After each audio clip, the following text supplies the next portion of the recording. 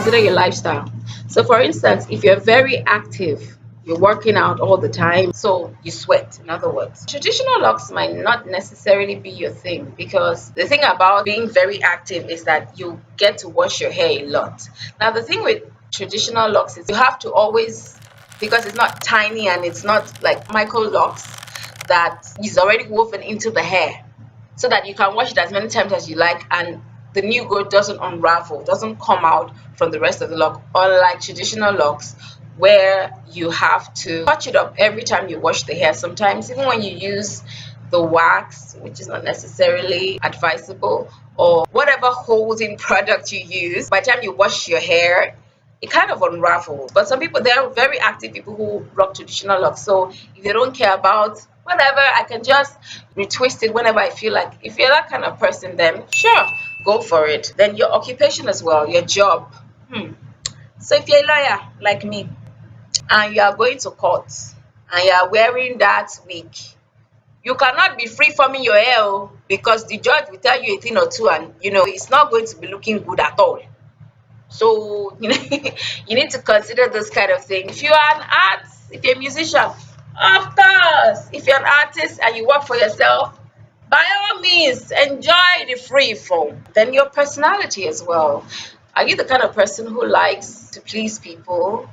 Because more times than not, that people pleasing is going to impede on your luck journey. You will have people who are going to say all sorts, especially when the hair is in the awkward phase and not exactly looking full, and because the hair is just taking its time to mat. Because this luck journey, it requires a lot of patience. So if your personality isn't somebody who is ready to go the long haul, because a lot of things will be said and it will discourage you and you just what's cut it off. Now another thing is, are you the kind of person who likes changing your hairstyle? There were some people I met, especially in university, that their hair does not last, even if it's braids. And braids now, locks, twists, whatever, and it takes like forever, like 7 to 10 hours to install. Those girls will not let that braid last more than a month. They have changed it back to a weave, they have changed it back to, so they're constantly changing your hair. Now if you're that kind of person, locks might not be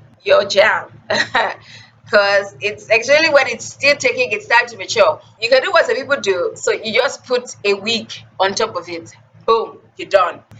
Thank God for Saudi Arabia in the sense that we were covering our hair every time we're going out, so people didn't really see our hair, that kind of thing. So to do that one, you can put like wig, wear a wig to bypass that awkward stage. Do you understand? When you go out.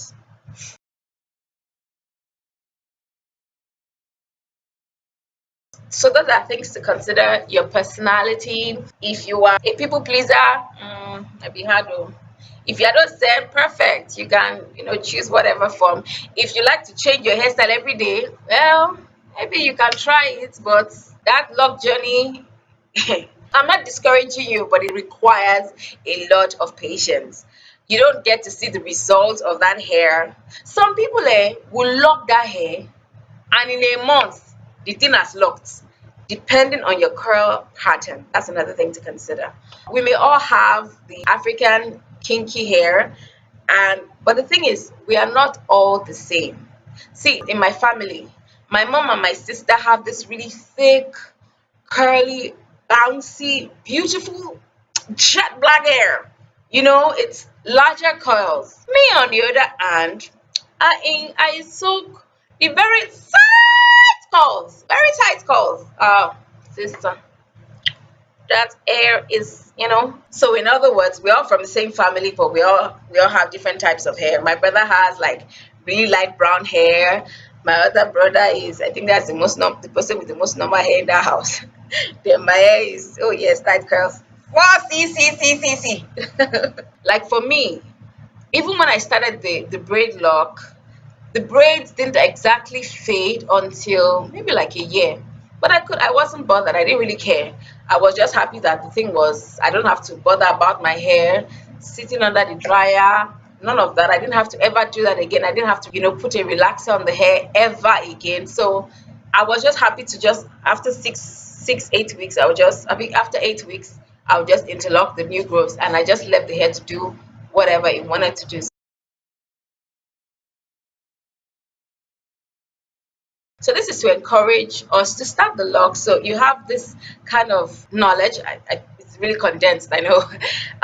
Back knowledge as to what locks are, where they come from, what they're about, how to start them. And it's also that natural hair revolution that has, taken the world by storm, where the African people, especially African women, have decided to embrace the hair that Jehovah has given unto us, and to just let it do what it naturally wants to do, that is to mat itself. Okay. And for those of us who are from super religious backgrounds, I use the word religious on purpose. I have given you scripture backing of several big, strong biblical characters who had locks, and how that hair was connected somehow to the divine. The ancients, not just in Africa, other cultures believe that it gave you supernatural abilities, mental and spiritual, and it was a form of separation from the norm, separation from the common. It was a form of holiness. Okay, because I remember one of my uncles saw one of my pictures, and he's like, your dad is going to scream if he sees your hair. And my quick reply was that, well, I'm in good company, because we have the likes of John the Baptist, the likes of Samson, the likes of Samuel, Elijah perhaps, who spotted locks. So yeah, I'm in good company. I hope that would help you to have an answer to the naysayers, who want to discourage you from your journey. Okay, another thing is people don't want to associate what is on their head with the word dread. Some people, like the Rastas, have accepted it as in, our hair is dreadful, dreadful to Babylon, dreadful to the establishment, dreadful to the man, dreadful to anything that says that, we are not acceptable, we're not beautiful, all of that.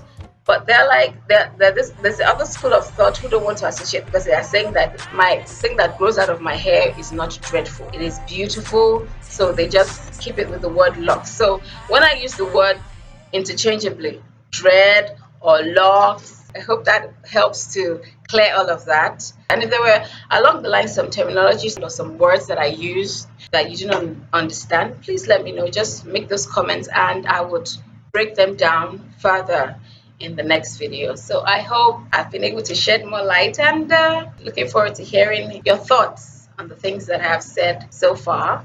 And I hope it has also encouraged somebody to forget about what they say and just do what I know the Spirit of the Lord is telling you to do. I know that is what the Spirit of God is telling you. Listen to the Spirit of God and let God use you. Yes. All right then. So thank you all for tuning in, and until the next video, shalom family. Conversation with young people, but talk to old people. It would make a shine.